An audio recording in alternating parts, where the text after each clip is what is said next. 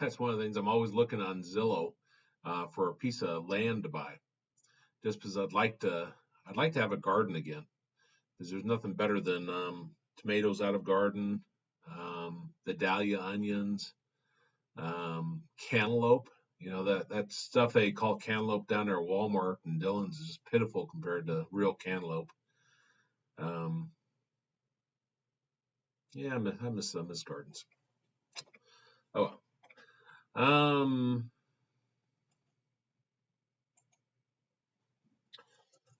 I had said that we're going to figure out how to parse this apart. So we'll focus on that first. And in the process, we'll be using, of course, these functions. Okay.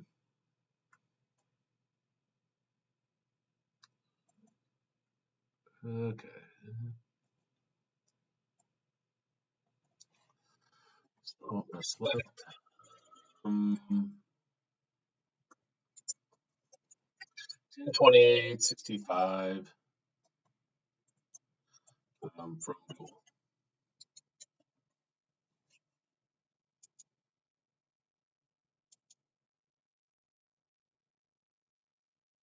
Okay. And now this in string right here, this is going to allow us to search for something. So in string of 102865.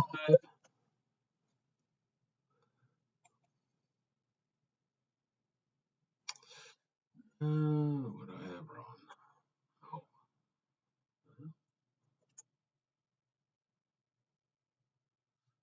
Oh, I have to tell what I'm searching for. Sorry, I think of my food.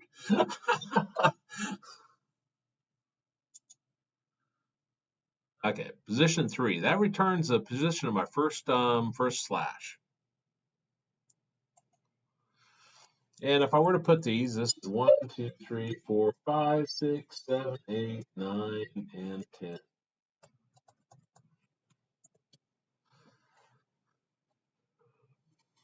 Okay, so that's returning our first slash. Now let's look at how to get our second slash. And this is kind of weird.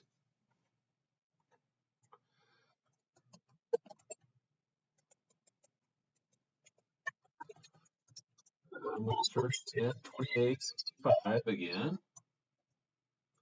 Now, if I just put this,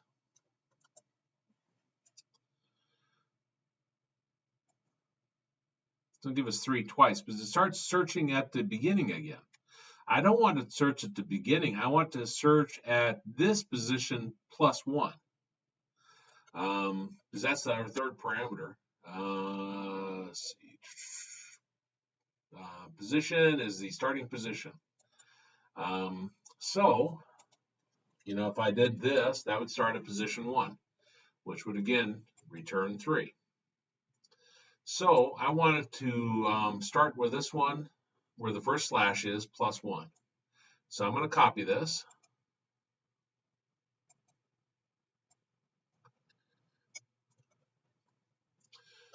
And plus 1. And then that'll return 6. So that's the, let me put these on separate lines. Okay, so that's my first slash, and this is how you get your second slash. Well, that's really nice, but what we'd like to do is we'd like to extract month off, because I'm trying to show how to separate those. Let me see. Oops, not that one. Substring. Substring is where we, our S is our character string, and then position is our starting position, and length, which you don't have to have. If you don't have that, it goes to the end of the string, is our length.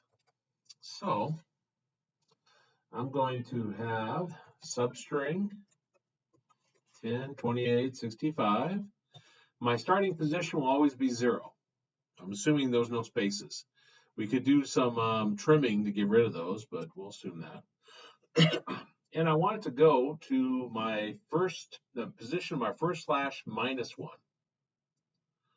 So I'm going to take this, which is the my first slash,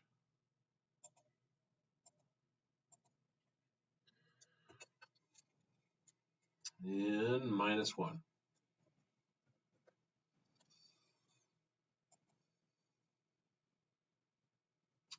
And it returns 10, so it returns the month.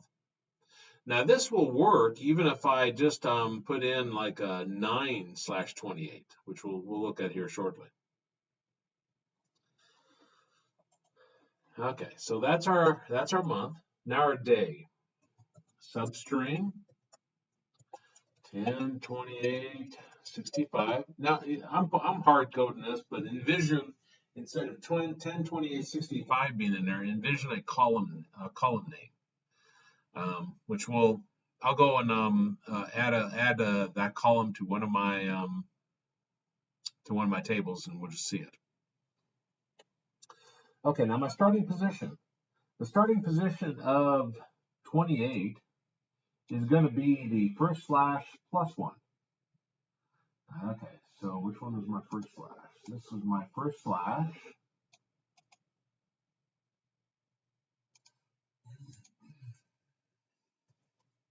+1. Now the length of it. Now I don't always get this correct, but I think I'll take my position of my second slash minus my first slash, and I think +1. I won't put the +1 on yet. Okay. This is the position of my second slash.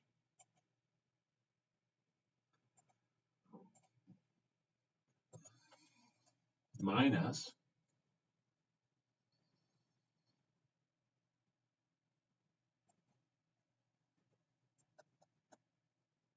my position of the first slash, which would be this.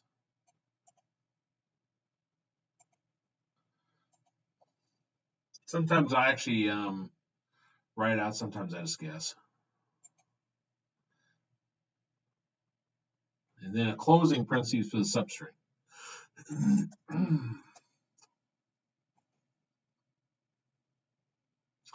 And I went one too many, so I do need the -1 there.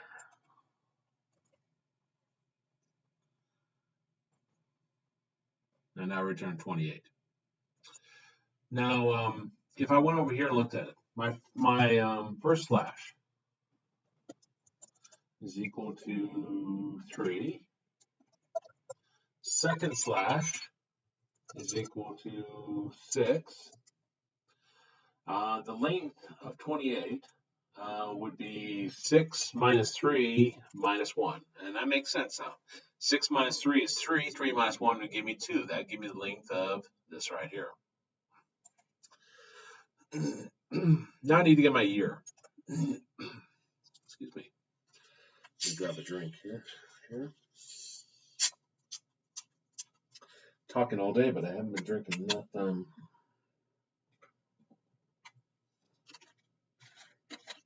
Dr. Pepper.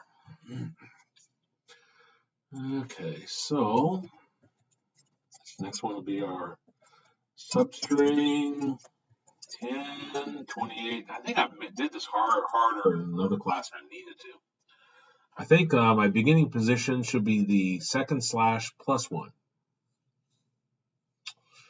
Let's see. This is my first slash.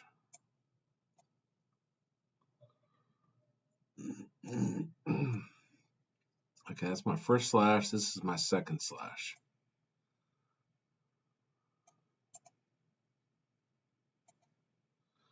So that's my second slash +1. And I don't think I think it'll do that to the end of the string. Of course, I don't remember what class I did that in. I might have had to do it in that. And 65. Okay. Appears to be working. I'm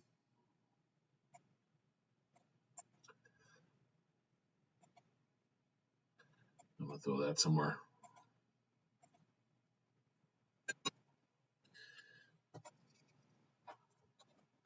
Just so if I screw it up, then I don't have to redo it. Okay. I put 9 in here. 9, 9, 9. Yeah, I know there's this thing called find and replace, but usually I screw things up when I do that. I will use those, but if there's just a few, then I'll go ahead and do it by hand.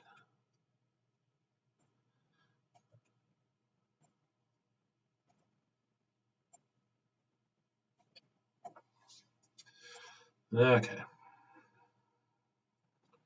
So now I got 9, 28, 65. You see, it isn't based upon an absolute referencing. It's based upon the positioning of the slashes. If I look way out in the future, this should work.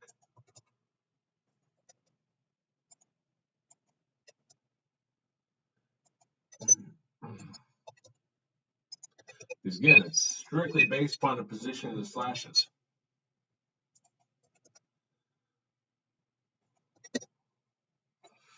Okay.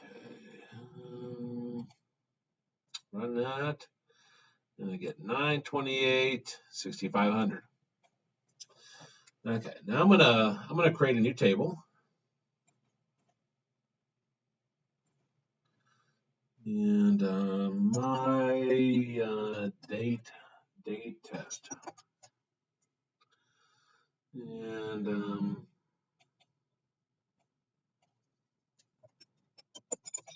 string date for chart2, 20 is fine.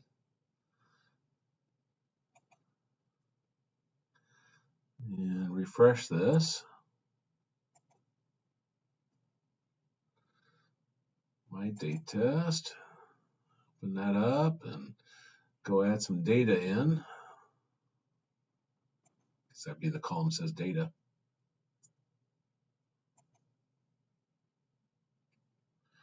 And I've screwed something up, haven't I? I don't have any columns. Oh, there. Okay. Let's see. 10, 28, 1965.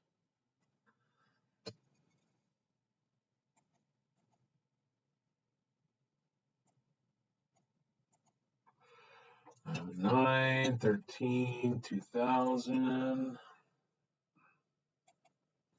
1, 1, 3000. Okay, so now string date from my date test. So I'm going to change this now.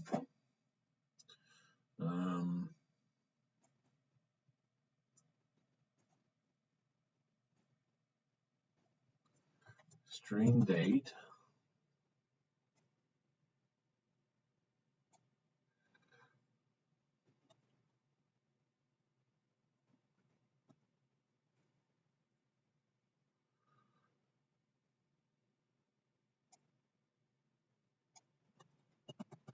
This is why I don't want to copy it off. I figure at some point here I'm going to screw it up and not be able to figure out what I did wrong.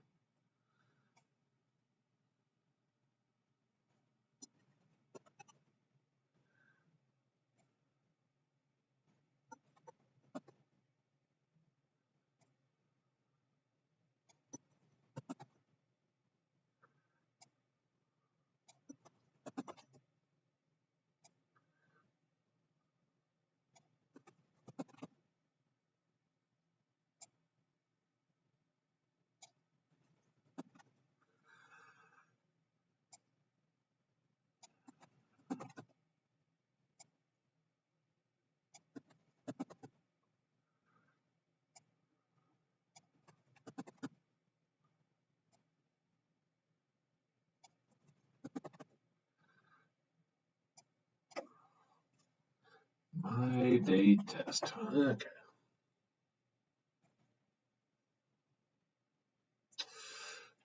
Of course. Line 8. 1, 2, 3, 4, 5, 6, 7, 8.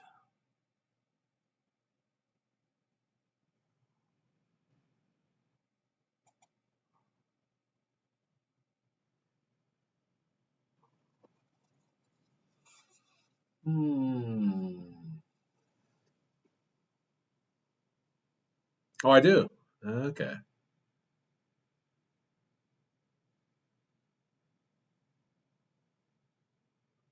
Sure enough. Thank you. That's what I was worried about, is I wouldn't be able to see the error and then it just wouldn't work.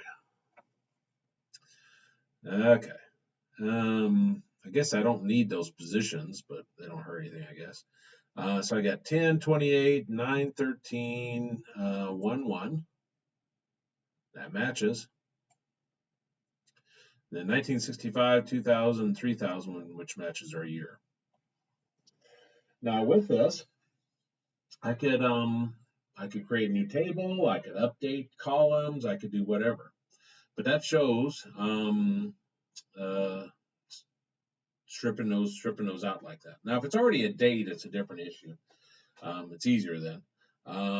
But if it's a date stored as a string, which is very common, then you need to figure out how to separate it. Now, it will probably blow up if I have something that doesn't have slashes, I'm guessing. If I come here, March 30th, 2020. I don't want that one. Null would be kind of interesting to see what happens.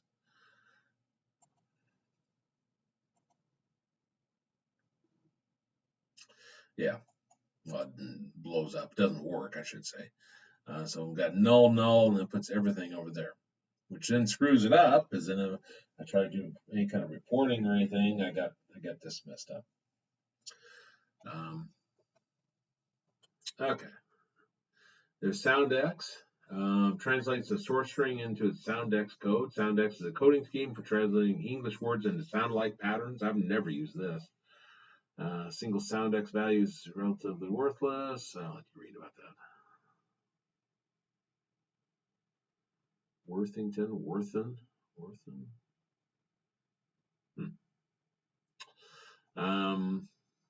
Now, numerical functions. So you're dealing with numbers. Ceiling. Ceil returns the smallest integer that is greater than or equal to n. Greater than or equal to n. What in the world does that mean?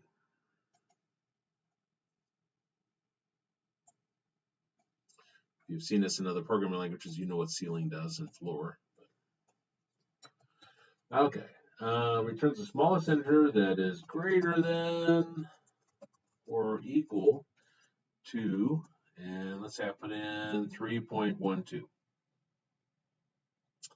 So the smallest integer that is greater than or equal to that would take me to 4. Greater than or equal to 3.001 should give us 4. I'm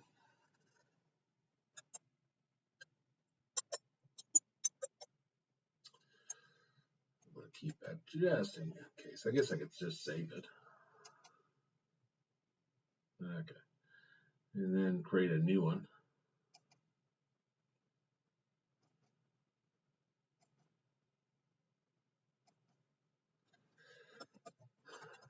Select ceiling 3.001 from dual.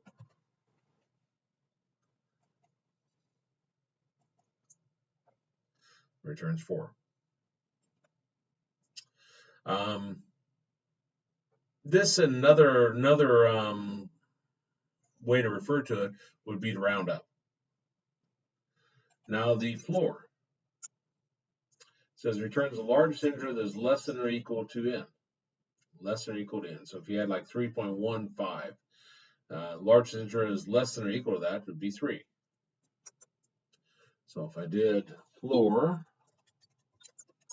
3.9999,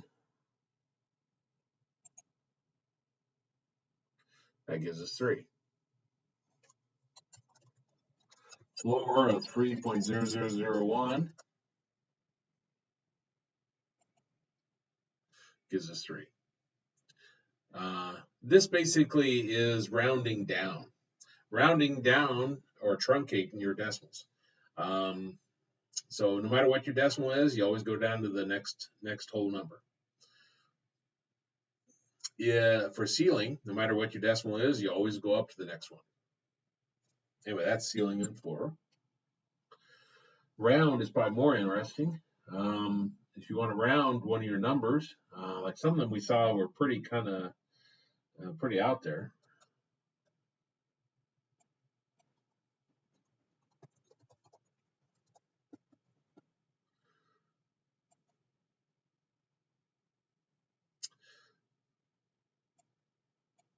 Our total column here, that's got a lot of decimal places. So select total, and then round total to 2 decimal places. Let's see, rounds at 2 decimal places.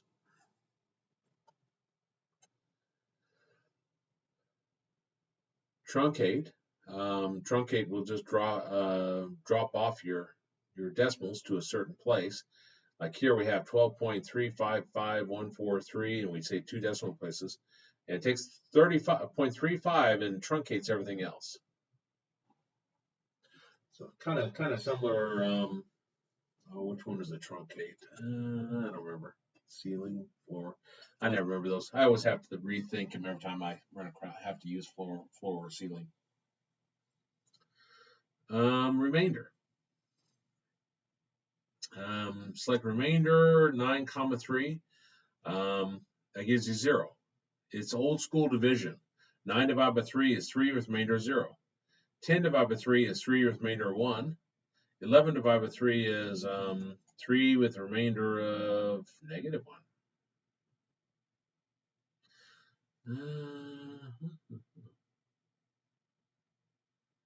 Remainder returns a negative number to indicate that the closest multiple of n2 is higher than n1.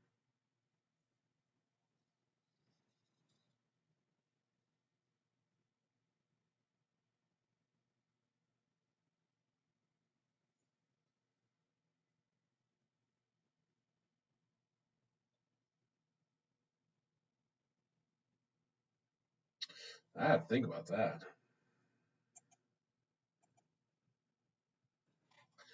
Would not have expected that. But I've never have used remainder. You don't typically use math calculations if you're working in the business world or finance world, which is where I worked for 13 years. Okay, 11 divided by 3 gives me 3 with a remainder of 2. Now, n1 would be equal to 11. n2 would be equal to 2. Or 3, sorry. It says remainder is closest multiple of n2. Multiples.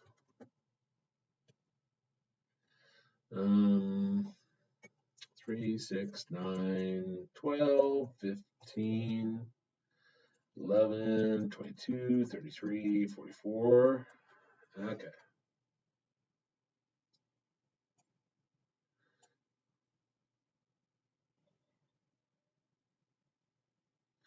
Remainder identifies the closest multiple of n2.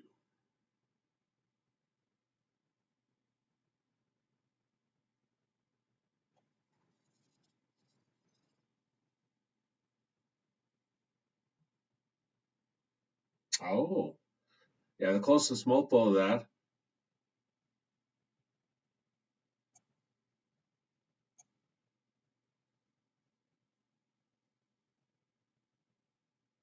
is 12, which is 1 past that.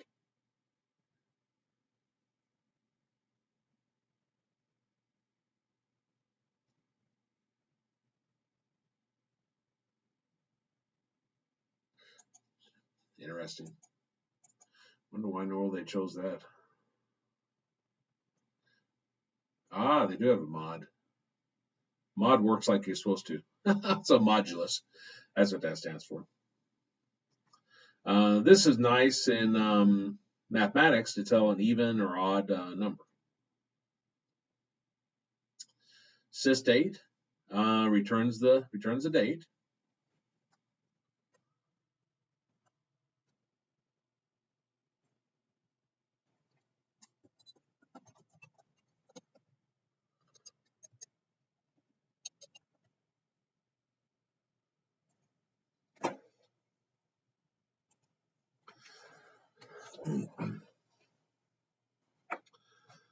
Okay.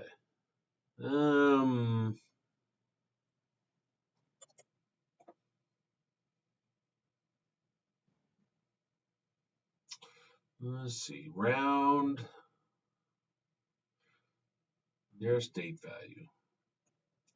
So if we pass in round, we pass in sysdate, and we call it rounded month.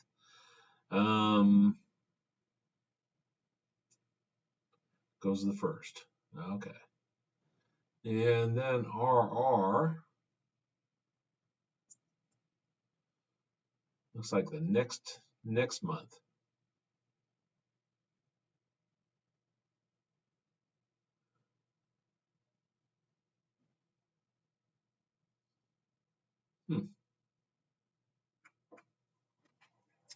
So I guess if you wanted to get the first of the month, then that's how you do it.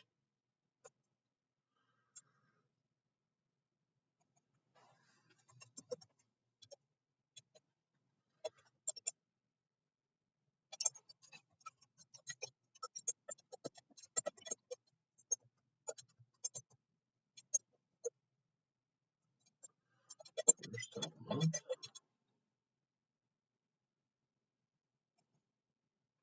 Shouldn't be too exciting.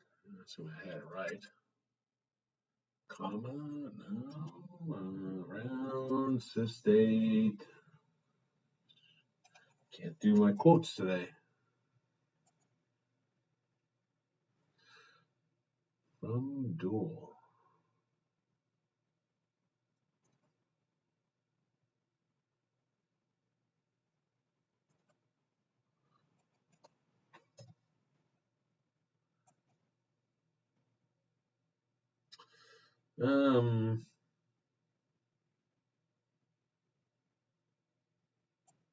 But RR, it might be more interesting since this is the first of the month. Gives us that. Okay, so that's based upon the year, it looks like. So what are these codes?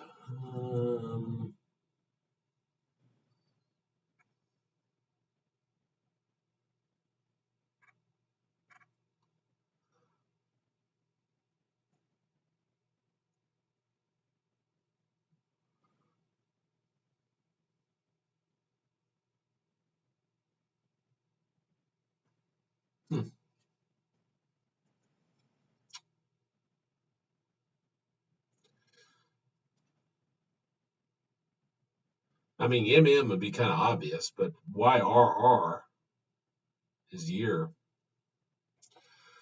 I would have did YY, but I guess they did RR for rounded. Okay. Anyway, that's round. Now, here you do a select to char, and then sysdate, and then you put in your format that it's in as.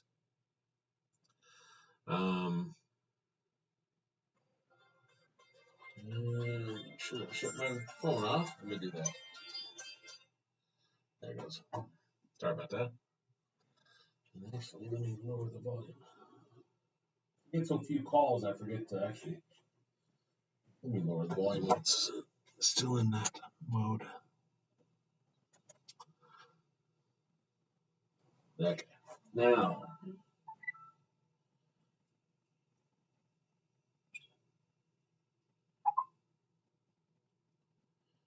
There, I got it off. Okay, so let's go ahead and put this in to char.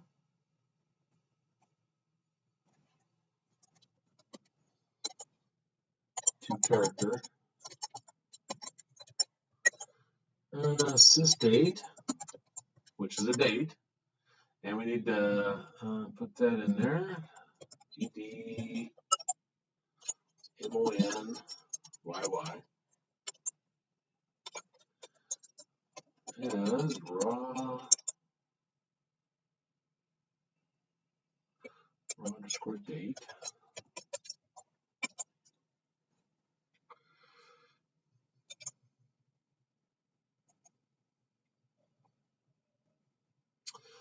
Okay.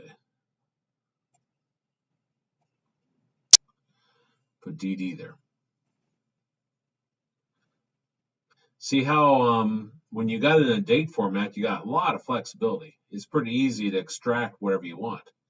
The DD is a numeric value. I think if I spell day out, maybe, let's see, Thursday. EMM, of course, is the month. Month spelled out. I think it was just MON. Or was it? No, let's do month. Okay. Year. I don't know what that'll be. 2020. Interesting.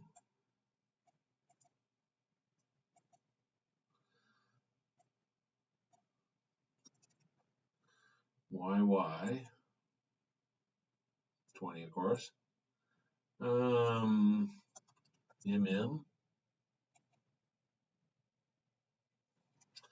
So if you want to take it to a varchar, some sort of character, then that's how you do it. And you can put whatever format you want in here, and that's how it'll do this. Now this is a string right here.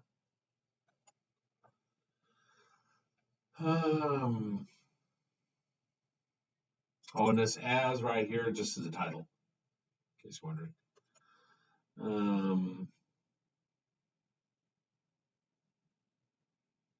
Besides putting it as a title, I wonder if I can use it further down though. Let's see. Raw date. I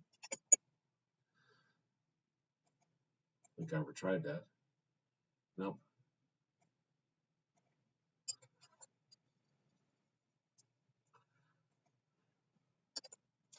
We'll go through all those examples, but truncate. Perform the same task as round for dates, except for trunc always rounds down. Next day gets a next day, of course. Nothing too exciting on that, but they pass in this.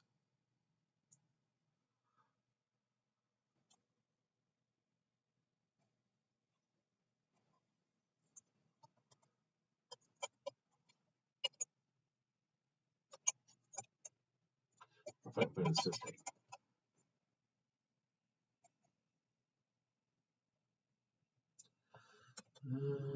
What's next day return? Returns a valid date representing the first occurrence of the C date following the date represented in D.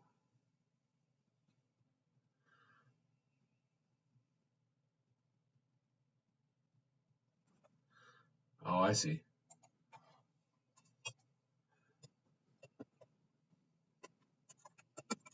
This Saturday is the 3rd.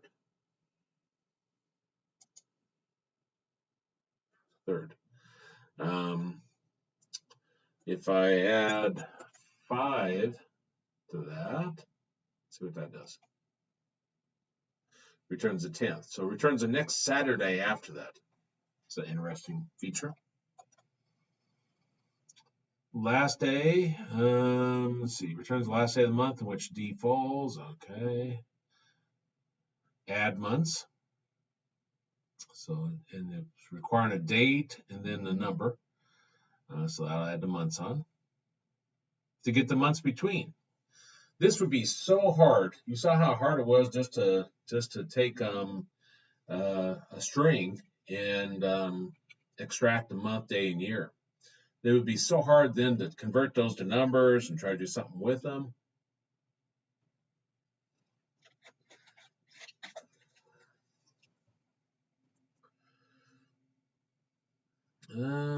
Converts data information into an interval value of time.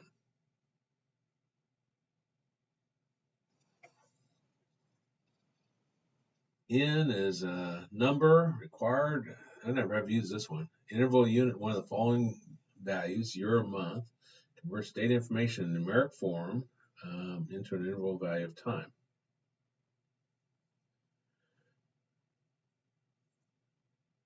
Time interval of 27 months, which equates to 2 years and 3 months. Okay.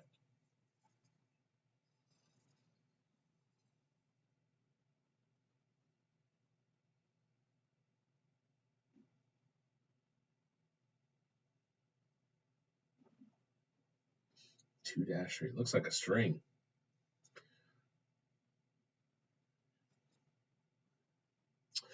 Let's see. Converts data information in numeric form into an interval value of time. 36 hours is 1 day, and 12 hours. Oh, okay. That's kind of nice. But it does look like a string.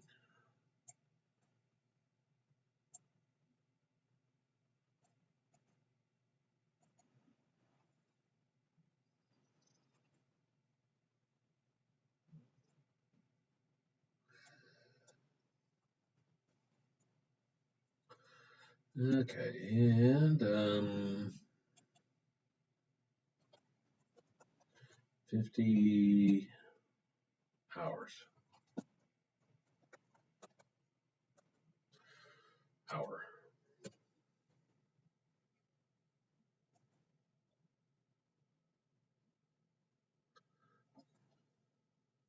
Two days, 48 hours, and 2 days and 2 hours, no minutes.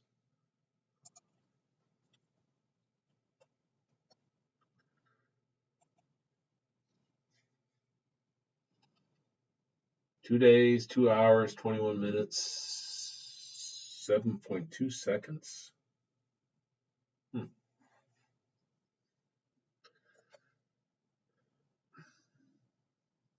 Let's see, two char. Form arithmetic, the number 1 represents 1 day. Okay, we already saw that. 1 hour is 1/24. 1 minute, 1/1440. 60 times 24, and so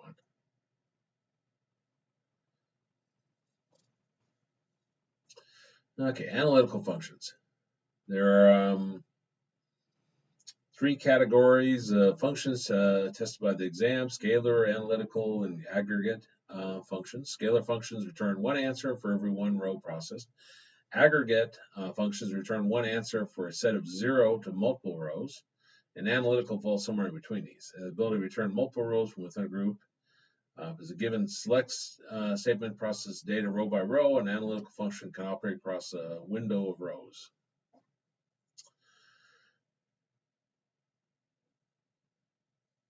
You see how you can do a sum here. Adds them together. I think I did that in maybe this class. I don't remember which one it was.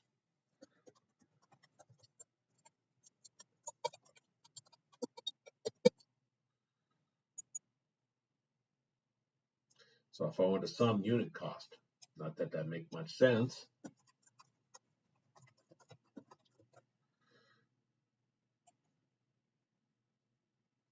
That gives us 873.27.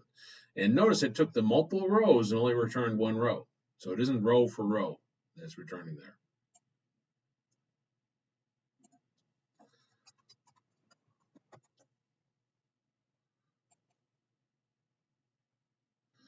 Okay. It's not what I want.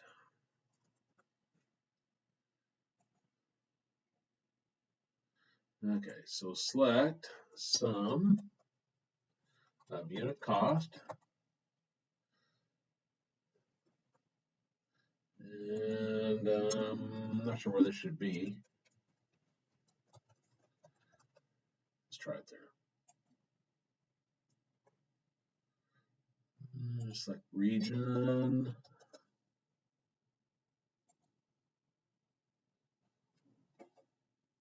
When you do a group by, then it sums it per the grouping.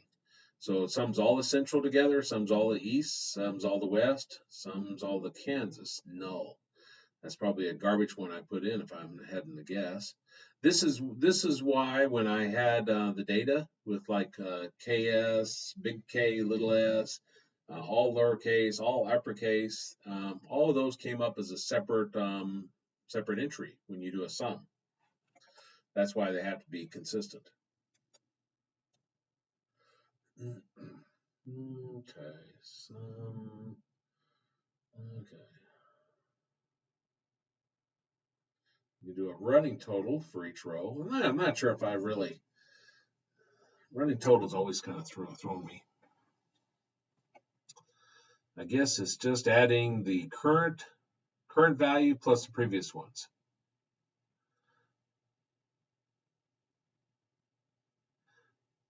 They had me program something like that at I think it was Koch Industries. Running average, I think is what they called it. And that was the hardest math I ever had to do in 13 years. But they told me exactly what to do. Okay. Over order by square foot.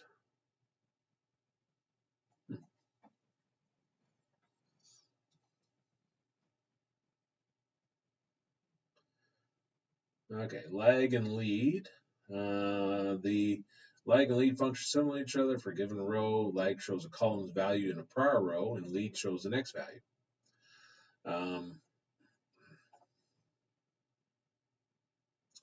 Okay, so this 533 shows the previous square foot. This 160 shows the next one. Now, some of these, I'm not sure if I could think of a practical application when you'd want to do this. Maybe if you know the data in the previous row and then the next one, you can figure the rate of change. That's the only thing I can think of.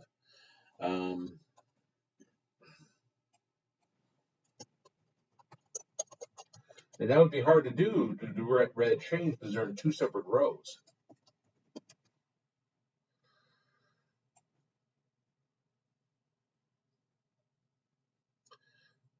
Like assuming this order meant anything, and I was trying to figure out the rate of change, how it went from 95 to 50. That'd be a decrease of 45, for example.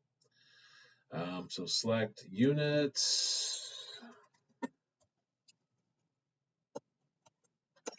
And let's see, lag is the one that goes back. Okay. So lag of units. I need the over. Let's see. Okay. I guess I do. Let's see. Lag of square foot over order by window.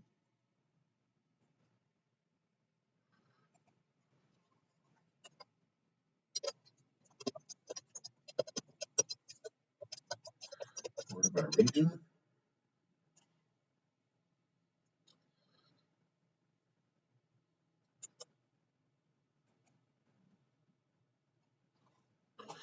Okay, so it goes back and gets the previous one.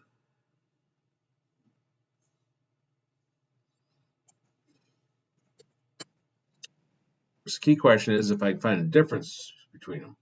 So 50 to 28 would be subtraction. That'd be negative, or 22.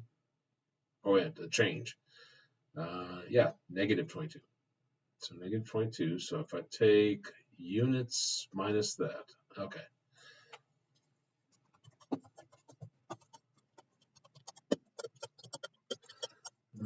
Order by region. I don't know if it allowed 2 there, but let's see. Let's get rid of that.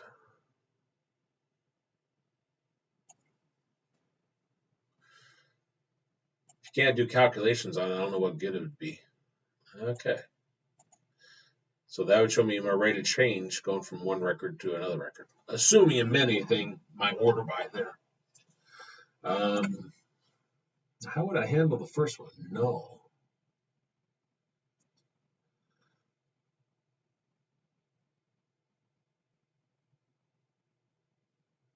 I think you can. Let's see, it may come up here soon.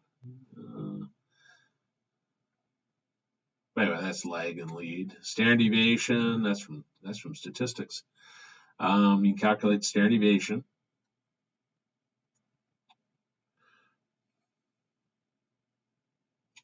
average, median, standard deviation, variance. So all the standard ones, if you've taken statistics, looks like you can put a column name in there.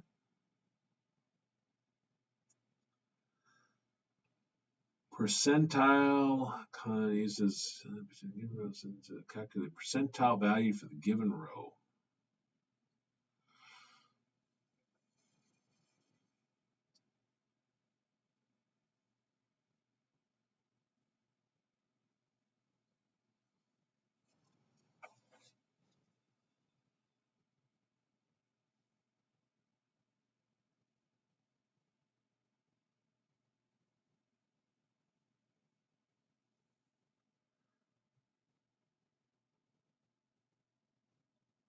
That's interesting. I don't think I understand that one. You can nest functions. Okay. That's the end of that. Okay.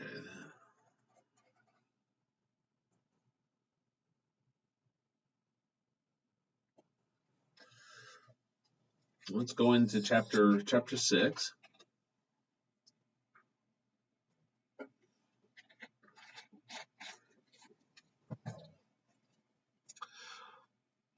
The conditional expressions is where we could possibly handle the null here at the beginning.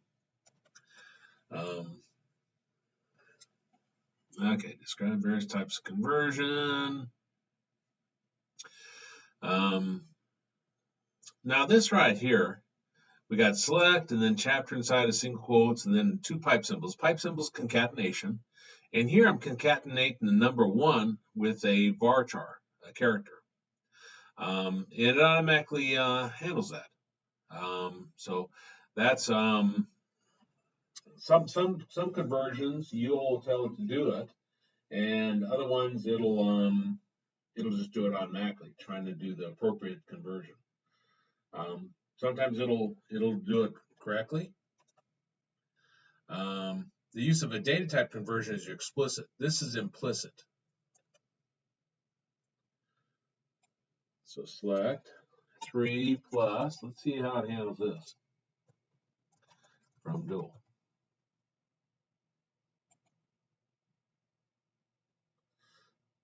This was a varchar, a character, and it knew what I wanted. It converted that to over.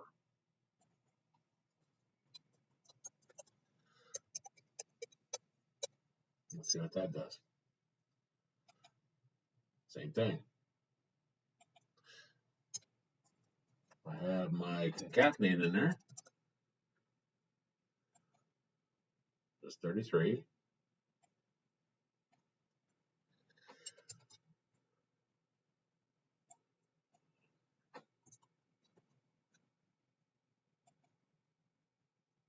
Like that. Okay. Now, I should mention, you see me do some pretty strange things. Assuming I can find my, like this right here. So you saw me do this right here to do the conversion and so forth, which is fine. But typically you want to keep it simple. And this is not simple. A better way probably would be to convert the string to a date and then just work with the date instead of doing all this this rigmarole here. If you do complex SQL, if you do switch to a different database, it's probably not going to work right. You have to redo it. This is Oracle anyway, so I don't think the other one will recognize dual. But I'm guessing if I take this over, let's see, W3 schools.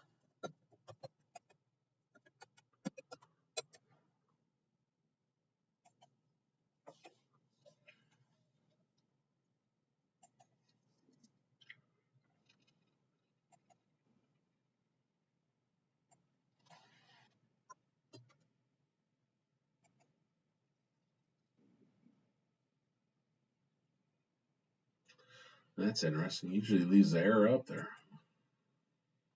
Not prepare statement. No such table dual. Not that you'd ever put dual in a computer program anyway, but again, if you make it too complex, then it's just not going to work real well. Customers. Customer name from customers. What am I doing?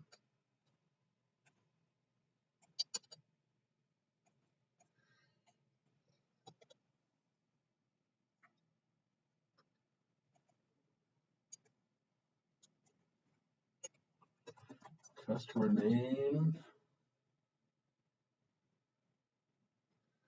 from customers.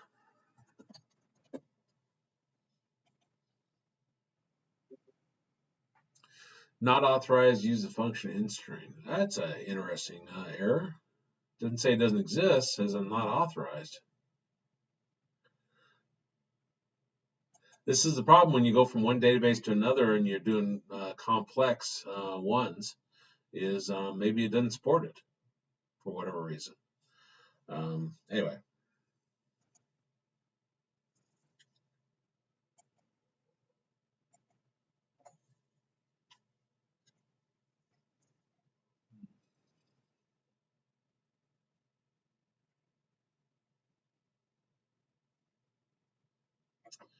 Okay, now to do conversions, to force it to go to character, to force it to go to number, to force it to go to date, then this is what you do. So you don't rely on that maybe it'll work correctly.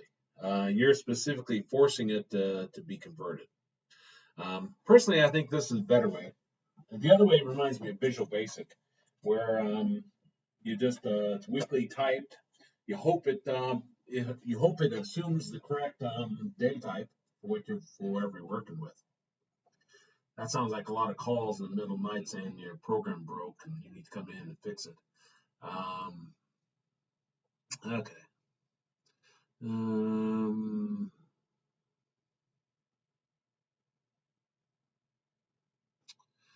This down here. It's indicating that you're passing in a value and it's not working right.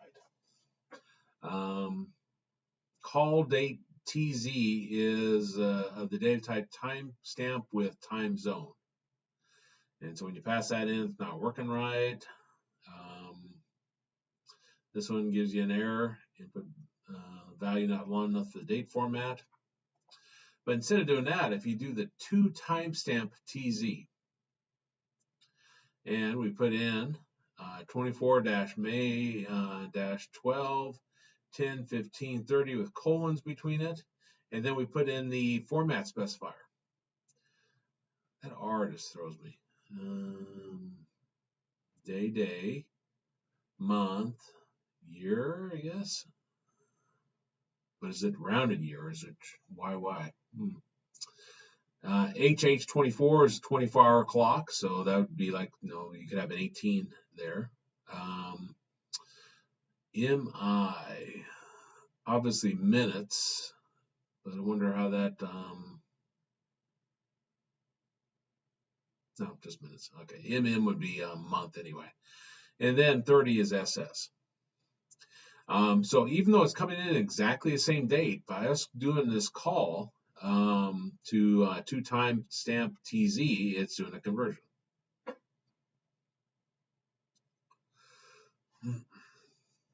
Now to number.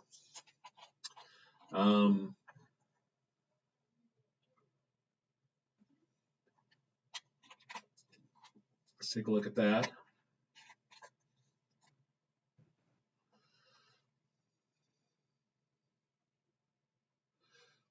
See, here we got our number down here. So select to number.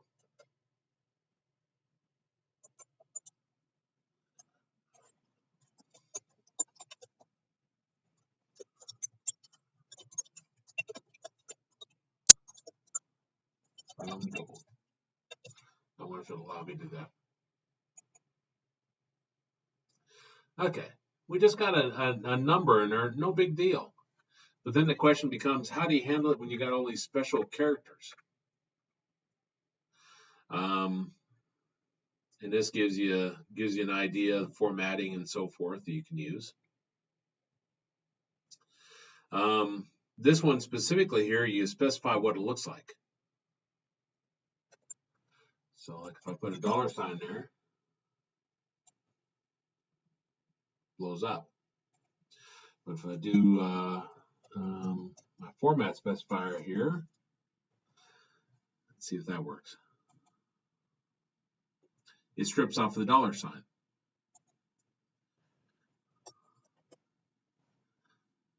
If I do that, it blows up. But if I tell it, that right there, then it converts it. If I put some extra ones in here, works fine. If I put some extra ones there, works fine. It would be a stupid feature if you had to have, if this was 2 decimal places, you could only have 2 9s. It's like, well, how in the world then, because you'd sit there and have to program so much trying to anticipate 2 decimal places, 3 decimal places, and so forth. So it's more based upon like the patterns. So maybe one of the other classes indicated their computer set up to put commas for the decimal.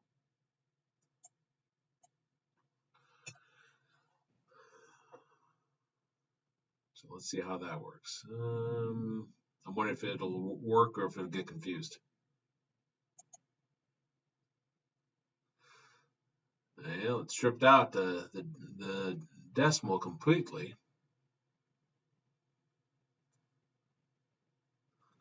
I don't know how you get around that. I have to think about it. Probably you can pass it in, and maybe a parameter of some sort for the code.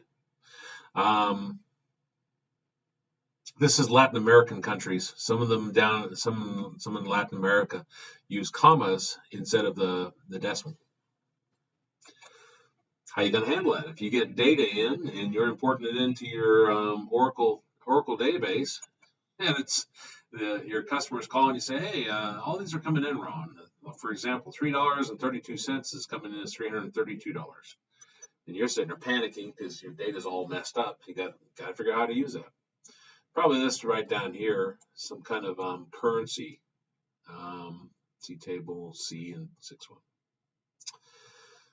Okay, we already looked at 2char somewhat.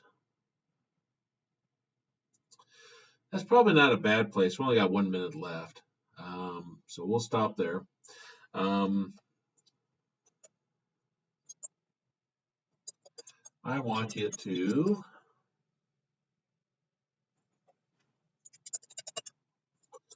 create, and this is your choice, but create 5 SQL queries using the functions that we showed today.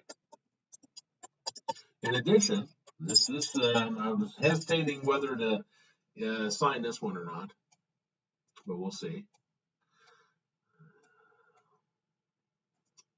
There we go. Couldn't see what I was putting.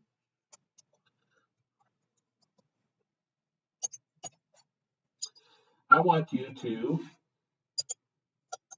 figure out the SQL to split apart something with 3 commas into bar chart. So for example, happy was the day,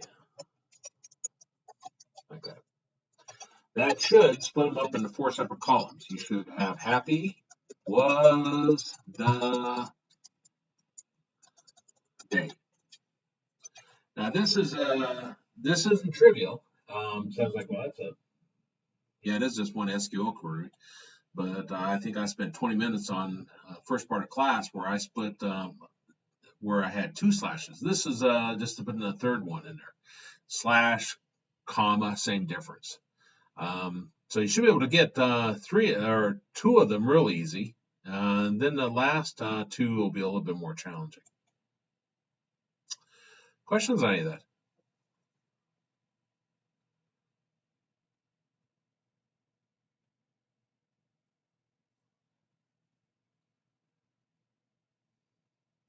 Well, we'll go ahead and stop there.